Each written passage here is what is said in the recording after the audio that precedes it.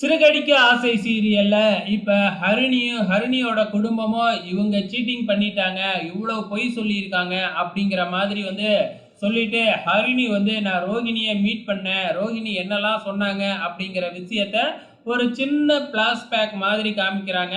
இந்த மாதிரி நான் மனோஜை அந்த அளவுக்கு காதலிச்சேன், ஆனா அவங்க என்னைய ஏமாத்திட்டாங்க அப்படி இப்படின்னு பார்த்தீங்கன்னா எக்ஸ்ட்ரா 2 பிட்டர்ஸ் போட்டு அதுவும் அழுதுகிட்டே சொன்னதுனால பார்த்தீங்கன்னா ஹரிணியும் பார்த்தீங்கன்னா அதை நம்பிடுறாங்க. ஸோ கடைசியாக என்ன சொல்கிறாங்க அப்படின்னு பார்த்தீங்கன்னா, கண்டிப்பாக உங்களுக்கு டைவர்ஸ் கிடைக்காது, ரோகிணி டைவர்ஸ் கொடுக்க மாட்டேன்னு சொல்லிட்டா. ஸோ அதே மாதிரி ஹரிணி ரோகிணி தான் உங்களுக்கு கரெக்டாக இருக்கும், அவள் உங்களை அந்த அளவுக்கு காதலிக்கிறா அப்படிங்கிற மாதிரி சொல்லிடுறாங்க. அங்கே விஜயா எவ்வளவோ சப்பக்கட்டு பட்டுன்னு பார்க்குது.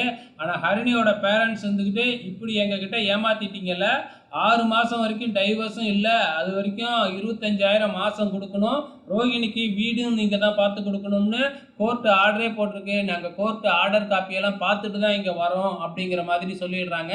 அண்ணாமலையை வேறைய நீங்களும் மறைச்சிட்டீங்களே, இப்படி பொய் சொல்கிறீங்களே உங்களோட சேர்ந்து அப்படின்னு அண்ணாமலையை வேறைய அவங்க திட்டிட்டு போயிடுறாங்க. இதனால் அண்ணாமலைக்கு பயங்கரமாக கோபம் வந்துடுது.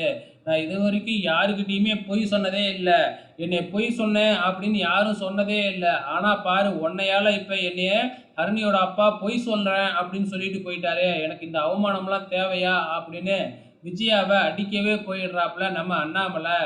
ஸோ இதுக்கப்புறம் பார்த்தீங்கன்னா இந்த பிரச்சனை முடிஞ்சதுக்கப்புறம் நம்ம முத்துவும் மீனாவும் தனியாக போய் இதை பற்றி டிஸ்கஸ் பண்ணுறாங்க.